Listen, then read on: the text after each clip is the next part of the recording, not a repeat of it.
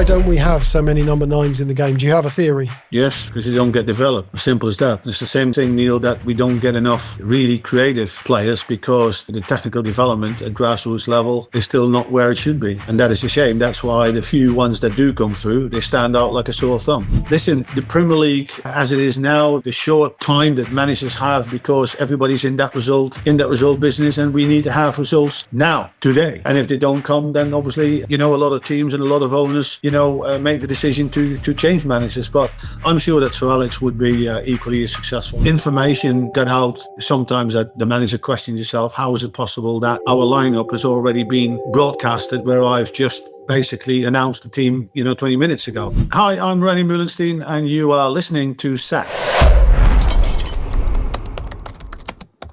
Welcome to Sacked with me, Neil Ashton, inside the owner's box today. I'm delighted to say René Meulensteen joins us, works with some of the biggest names in football, including Sir Alex Ferguson, Gus Hiddink. He's widely regarded as one of the most forward-thinking and innovative coaches in the world. Great to see you, René. Thanks very much for joining us. Well, thanks for inviting me for the show, Neil. Yeah, we're really excited to have you. Let's just go through your CV very, very quickly. I don't think we can do justice to it, but as assistant manager at Manchester United, 4 Premier League titles, the Champions League victory, of course, in 2008 against Chelsea, the Club World Cup in 2008, 2 League Cups as well. As a manager, won titles in Qatar with Al Etihad, the Arab Cup winners, Crown Prince Cup winner with Al Sadd as well, the Emir Cup winners, and now, of course, the assistant manager of the Iraq national team. Quite a decorated CV and a ton of experience as well, Rene, working all over the world with different clubs and with different national associations. What were the biggest challenges, you would say, of managing a team yourself and making those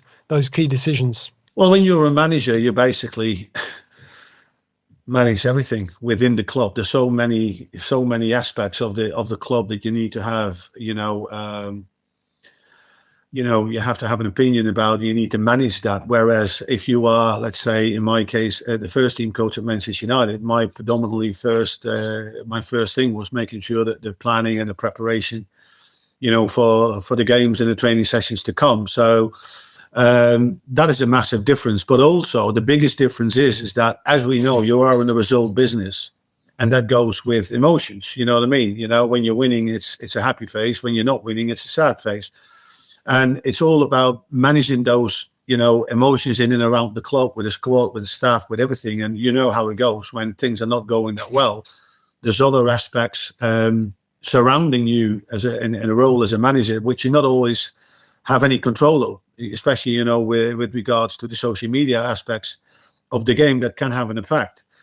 So yeah, that is a massive difference. And obviously, with a manager nowadays, obviously you're much more involved, obviously, with the recruitment, which players you need to release, which one you need to bring in, etc., etc., etc. You mentioned the social media element there, Rene. What changes has that brought about? What are the challenges that managers face because of social media? Well, because obviously, in many cases, like I said, I remember when that happened in around the time when it was Sir Alex Ferguson and I said to Sir Alex, listen, those opinions have been there for thousands and thousands of years. The only thing is that obviously the things over those thousands of years have changed over time. The media, and then it became radio and the written press, etc., etc. But now everybody basically with a mobile phone has got an opinion, and they can hear that opinion whether they like it or not. The thing is this, especially within the club, I think it was important that you have to understand this is not going to go away. You need to make sure that you manage it, that the people within the club, whatever role they have to play, understand how they should use social media and definitely not misuse it. Information that got out,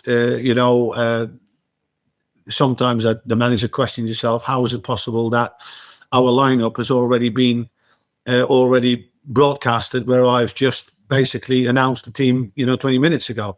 And I said to him, that is what happens because agents speak to players and they will want to know whether players are starting or not starting. And when they're not starting, then you know how the conversation goes. He says, well, who is starting there? And then before you know, that travels, that goes, and there's nothing you can do about it. So those are the things I think that that you had to be aware of, and that needs to be managed, obviously within the club. And like I said, sometimes, it can be also, especially for younger players, you have to protect yourselves in many ways, because not everybody is on the same hymn sheet, and not everybody likes what you do or what they see. So you need to protect yourself from that in that respect. Why did it matter, Rene, if the team, what was Sir Alex's principles around this? Is it because it showed that he couldn't trust people within the club to keep something that he believes was sacrosanct quiet? Was that the overriding theme? Yeah, possibly, but I think obviously he wanted to find out the team. I mean, I still remember talking to other managers of other teams, and they always used to say to me when I was speaking to other staff members, we know we play in Manchester United, but it's the hardest team to prepare against, because we hardly ever know what kind of a lineup you're going to come up with. And I think, Sir Alex was always keeping his cards close to his chest. He did that also with the players. He maybe used to talk to an individual. Listen, I'm going to start you this, not start you this weekend. We're going to start you this Wednesday or whatever, Tuesday in the Champions League. But normally, even the players only found out, 2 hours or an hour and a half before. We hardly ever worked in an 11-11 setup where we knew that was going to be the team that was going to play, the next day, because Sir Alex Ferguson wanted to make sure that everybody was ready to go. And I think that was one of our strengths at Manchester United, because we could play in so many different sort of lineups and still produce the quality we needed. Yeah. No, you had an exceptional team at Manchester United, Rene, throughout your period at the club. Can I take you back to 2013 and when you did leave the club? How you felt about that period and how it impacted you? Because whenever I think of those periods for people who worked at Manchester United, and I know some of the players better now than I did when they were actually playing for Manchester United, but I know them better now. But I always think about what it must be like to leave Carrington for the last time as an employee, to leave Old Trafford for the last time as an employee. Can I take you back to that period and what it felt like? Well, it felt like a massive hole, Neil. And I can remember a friend of mine saying, "Listen, you will feel the consequences of this for years to come." And I thought, it can't be that bad. You know what I mean? Because at the end of the day, certain things in life, you just move on, basically. But he was right. He was right. And it meant there was this hole because of the fantastic time that I had at Manchester United, more than 12 and a half years, basically, in every department of the club, starting with the very youngest ones in the academy and putting all that skill development things in place, and then moving yourself up through the ranks and starting to work individually with first team players. I managed the reserve team one season, and then given the opportunity to work as a first team coach with Manchester United, that in those 6 years then turned out to be the most successful period in the history of Manchester United. So altogether, all those people involved, we did something right. And to then have to leave that behind, it's just sad. It was obviously a sad day. But at the end of the day, all good things come to an end, as they say, and I really treasure, the time that I had at Manchester United, and feel very, very proud of what we achieved, what we won, but also the style of play that we had, and everything. It was just very enjoyable period. Rene, how would you describe that style of play? I was a reporter at the time. I thought it was fearless at times. It was a very defined style, but it was. I felt that the team played without fear, that they always believed that somehow, whatever was happening, that they would find a way against any team. I always thought they fancy themselves to find a way to win, whatever the circumstances. I don't know if it's the right word, but exhilarating. Is that a good word for that? Exhilarating. I thought it was a combination of high energy, high intensity, dynamic. But see, we were very clear with the players in terms of our defensive strategies. There were no non-negotiables in our strategies, Neil, in that respect. Non-negotiables was with Sir Alex Ferguson was, work hard. He keep reinforcing that all the time. Working hard as a quality, right? Everything was based on that. In terms of defensive strategies, there was non-negotiables. If we decided to press very, very high, everybody needed to understand the roles. Everybody needed to understand the cues. If we want to defend from a deeper block, if we had to defend in front of our own box, defensively, and including the defensive set pieces, that was very, very clear. Know your job, do your job. But on the ball, we were constantly encouraging freedom of expression. Yes, we let always the team know that if we play against Team X, this is possibly the best chance for us to open them up and create chances and score goals. But we would never stifle our players. Never stifle. There were a number of golden rules within that set up as well, tactically, in this tactical strategy, especially in possession, because we were big on that. We were big on rhythm, making sure that we had a good rhythm in build-up, but also that we could choose that rhythm when we got in congested areas and we could switch to a one-touch play. Players were constantly focused on, when in possession, it was always think forward, look forward, play forward, with the aim to break lines, vertical. And think about that, Neil. It's easier said than done, but a lot of people don't really understand how important that aspect is. Because if you play in in the positions where there's a centre back or a full back, and you in your head you think forward, look forward, play forward, then already know the players in front of you need to already anticipate, because they know if Patrice Evra has got the ball, I better be moving because he needs to play the ball forward. Because the manager really disliked when we were playing the ball backwards if we didn't have to. That was the last resort. It was always try to get as much vertical. And the other thing was, if players like centre-backs or number sixes had time on the ball face forward, then we expected always forward runs on the opposite side of the midline. And what I mean by the midline, we always had an imaginary midline going from the penalty spot all the way to the midline, to the center circle. So we basically divided the pitch in two halves, on the left-hand side or the right-hand side. So if a player would have the ball on the right-hand side, then we wanted to have forward movement, and players at the same time dropping into the pockets, because we always wanted to have 2 or 3 options for the player on the ball to hit. And but then it was all about, okay, show your creativity, because with that creativity became unpredictability. And unpredictability you can't defend. And if you look at the players that we had in Rooney, in Ronaldo, in Ryan Giggs, in Paul Scholes, in Ji-sung Park, and all of them all together, it was just a constant,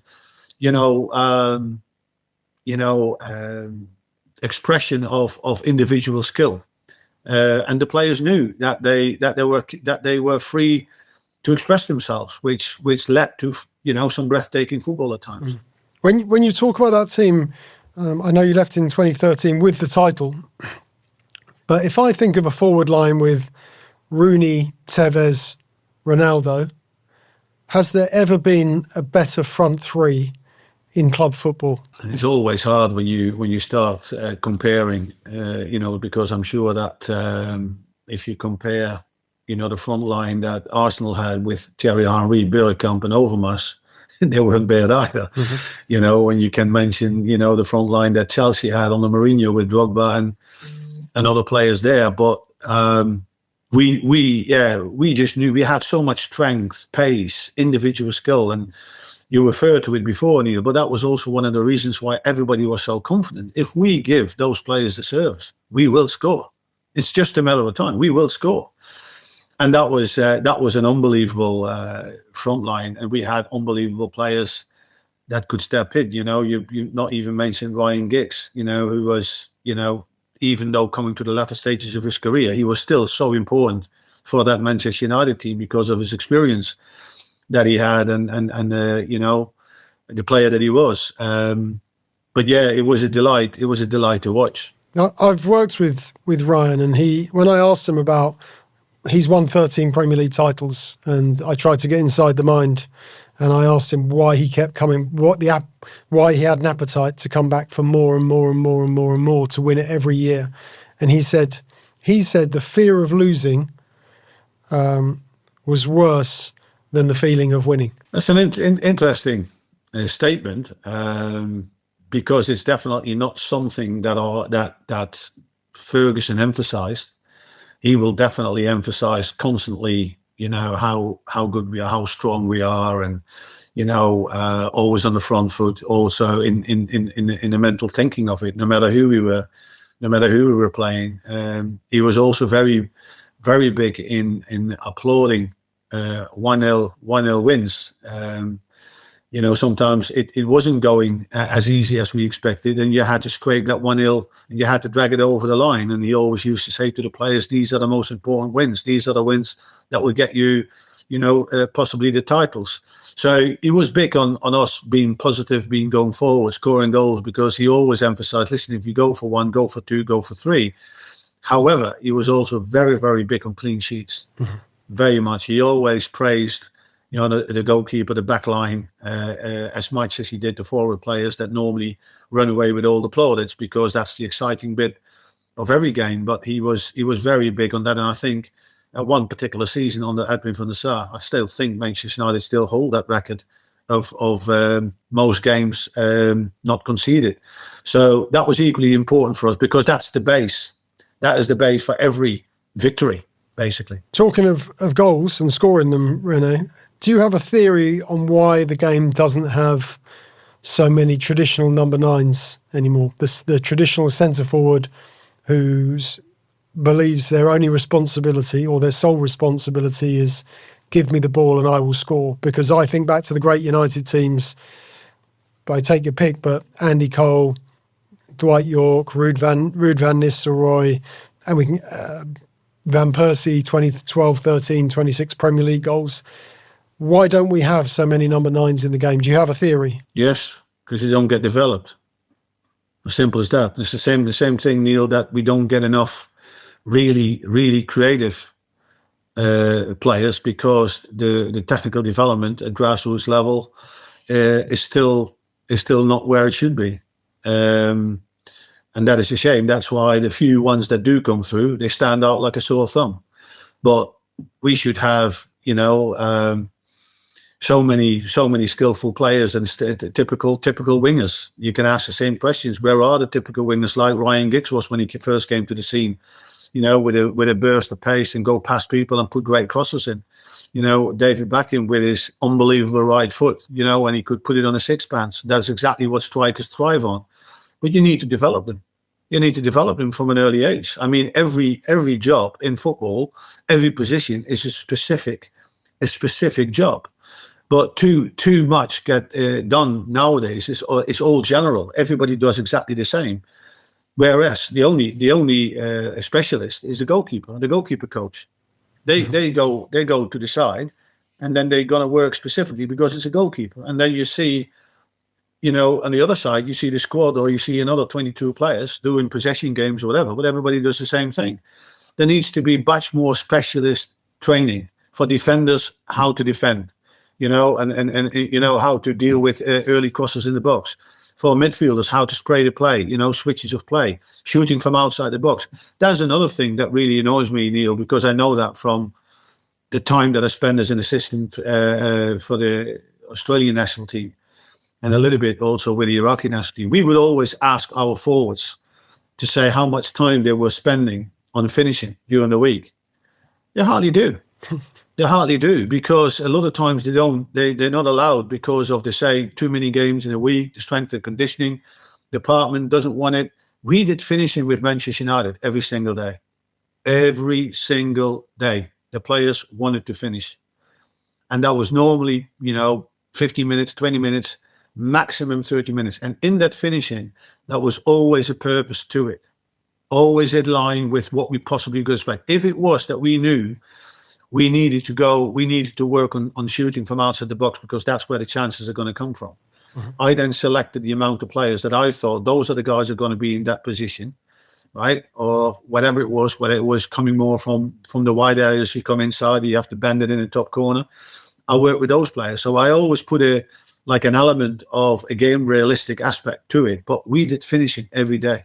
I think they just don't get developed. No, it shows, doesn't it? It shows. Final question on this section of the show, Rene. What as a coach, what is the easiest position in football to coach? The easiest position to coach? That's a good question. I don't think there's any really easy position. I don't think there's any difficult position. Everything is interlinked with each other, with the system that you want to play and the tactics you want to execute. It is more. It all comes down, what kind of level of players that you work with, and then what level of intelligence you're working with. Like I said, the time that I worked with that team with Manchester United, we had such an unbelievable quality in the team that was made up of experienced players. We had a lot of experienced players, in the back line with Edwin van der Sar, Rio Ferdinand, Emmanuel Vidi, Patrice Evra, you name them. You get those established players with Paul Scholes, Ryan Giggs, and you mentioned them. You had these unbelievable players like Ronaldo and Rooney and Valencia and Nani and all of them going forward, the difference makers, so to speak. But what I did learn very much in that particular time, that coaching at that particular level is completely different than when you work at lower levels. Lower levels, you actually do need to coach. You need to clarify things. You need to explain things, and you need to reinforce things. With those top players, you don't. You inform them, you facilitate, and you let them take ownership. That is what you need to do with those players, because they feel something like, just let us know what we need to do, and we'll take it from there. And that is what I felt also with how I designed all the training sessions. I knew that I was not in any position game or condition game or any whatever exercise I did. I would never stop the session by trying to explain anything. That would always happen when in between different drills or exercises, but never doing, because I knew how important those players feel, that they just want to play. Just want to play. You need to keep the flow going, the speed of the session and everything. And then in between, you could basically highlight to say, listen, guys, this is what we're looking for. This is what we're after. But any easiest position to play, it all depends on what you expect from them. Sorry, Rene, I was just trying to get you to convince me that I could still, play for Manchester United. You said that you could still coach me in my dotage to become a Manchester United player. That was all. That's why. Right. I don't think it's going to happen. Let's move on to press conference question. We've got so many questions from people, predominantly Manchester United fans, I guess, as you would expect, Rene. But the first one: who's the most naturally gifted player that you ever saw at Manchester United, and what made that player different? When I saw that question, Neil, listen, all those players at Manchester United were naturally gifted. Otherwise, you're not playing at that level. There are natural players that have naturally a level of pace more. Naturally gifted straight away come to my mind. Obviously, Ryan Giggs was very naturally gifted within everything that he did. There was a balance, there was a change of pace, there was an element of disguise in his game that not many people, not many other players had. Look at the ease of which Paul Scholes, moved the ball around the park, and used also disguise in his passing, but he would hit 60, 70, 80 yards, for fun. Wayne Rooney was naturally gifted and driven by power and strength, where Cristiano Ronaldo again was another, a very naturally gifted player, because he had that combination of power and strength and pace and unbelievable skill. So, yeah, I always, but all of them would have some level of naturally gifted aspects to their game, because otherwise, you wouldn't possibly be playing at Manchester United. No, of course not. Next question. Did Sir Alex tell the coaching staff that he was retiring before the players knew, or did everyone find out at the same time? Well, as you possibly know, Neil, it leaked through whoever, I don't know. I said, it was Mark Ogden at the Daily Telegraph who got that story. Yeah. And how he knew, I don't know, but obviously I didn't know, and it was late. when it leaked on a Tuesday night, I think the players had a golf day with some of the staff at that time. I never played golf, so I wasn't there that day. But I remember another member of staff texted me. He says, "Listen, the players get a lot of messages on the phone that possibly Sir Alex Ferguson is retiring after the season. Do you know anything about it?" And I said, "No, I don't." I didn't make much out of it. And then another ping came in, and like with a question, "Is it true?" And I thought I better check this. So I just opened my laptop and I looked at it, and obviously you could see, when it's one of those, so there's no smoke without fire. But we did find out, or got the confirmation basically the next morning when we came into Carrington, and obviously it was, littered with media people and everything. So we knew there was something going on. And that is when Sir Alex brought us in, Mick Phelan, myself and Eric Steele, basically apologising for the fact that it had leaked out, because he was going to tell us obviously in advance, but unfortunately that didn't happen. Next question. We've already touched on this, I think, but what was Manchester United's real superpower under Sir Alex? Fear, standards, psychology, or was it something else? I don't know if they're fear, but standards, definitely. I mean, Sir Alex Ferguson demanded the highest standards from everyone every day. And what would that mean? We all like to think we've got high standards, but can you give me an example of what that really means in context at Manchester United? Obviously, you have to think about when Sir Alex Ferguson's reign went over a spell of 26 years, and he has evolved basically constantly through those 26 years. Everything that he felt that could add to Man United getting better, whatever that was, he would embrace that. That's what I always liked. He was a very forward-thinking manager and adaptable to things that were moving. Even if you look at the technology and analysis, when he started at Manchester United, it wasn't existing. When I came in, it was really starting to take off. But and he saw, although he basically delegated that to myself and us and Mick Phelan and everyone to take care of that, but he embraced that. But he always used to say, "Listen, Rene, we expect a world-class performance from our players 2 times to 3 times a week. They have to expect a world-class preparation and support from us on a daily basis, no matter whether it's from a medical point of view, from us in terms of how we prepare them, in everything." So also with regards to the sessions, because he basically fully delegated that to us as well. And he always used to say, "Rene, listen, I don't have to get involved with you in the sessions." He was very clear in explaining that to me at one point, what he exactly wanted, in that respect, and that was great for me. And then he always used to say, "Listen, Rene, everything you do in training will manifest itself in the game, good and bad." And there's a lot of managers and coaches that used to sort of use the amount of games as an excuse. Well, we can't really do much. We're in recovery, or for the next game. But we always put purpose to our sessions, always, and that paid itself back, in the way that the players performed and the way that we played. So that was something that for me I took a lot of pride in. Well, you mentioned that Sir Alex demanded world-class standards from players and from yourselves. What would happen if you didn't meet those world-class standards that he insisted upon at the club? You would address it, but the one thing I have to say, of all the years that I've been involved as a first-team coach, I was like everybody else. Now myself or Mick Phelan or Tony Strudwick or Eric Steele, we knew how important it was to make sure that we did a good job, with the players. And Sir Alex Ferguson always used to say the most 2 important coaching words, in my opinion, are "well done." And he always used to walk off the pitch before, if he wanted to go in a little bit earlier or whatever. He always used to say that to me, just a quiet word, "well done," and he knew that things were right. If there was anything that needed to be addressed, and I would go to him and ask him, "Listen, I think this is important," or he would tell me, "We need to emphasize a little bit this, in training, etc., etc." The other 2 words I would add from my own perspective would be, when I worked with first-team players, and it's something, especially when I started to work with them individually, I would never use the word change. I replaced that with the word add.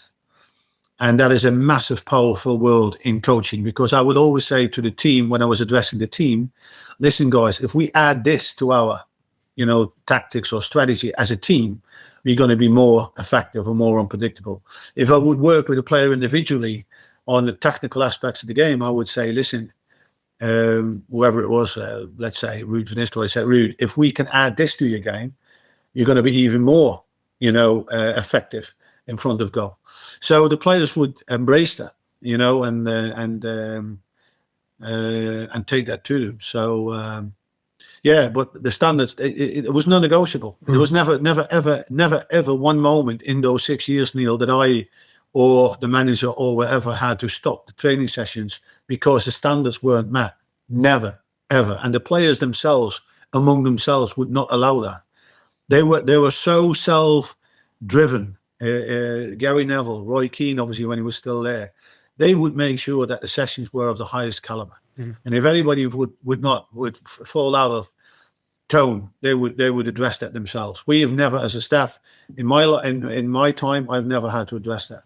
Yeah, that doesn't surprise me. Standards sky high at Manchester United under Sir Alex. Next question: was there a player that you let get away with things in training because he was so good? No, because it didn't need to be, Neil. There was never anybody getting away with training. Like I said, I don't know. I read that question and I thought what you were alluding to. And like I said, the discipline was high. The timekeeping, the discipline. The thing. There was never ever.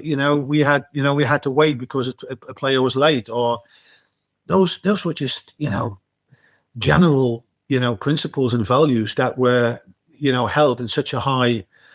In a high state, that there was never an issue, and there was no need for it, because all the players, like I said, work hard was an element that the manager was always emphasized, and all those things I said before, what you do in training will manifest in the game, and the players knew that. It was just for us to make sure that we facilitated the right sessions, to making sure that the players understood the purpose. Sure. That you always challenge those players. Those players always want to be challenged. And then the sessions always revolve around two things: quality and intensity. You need to get that right. And if you get that right, it's match realistic, it's game realistic.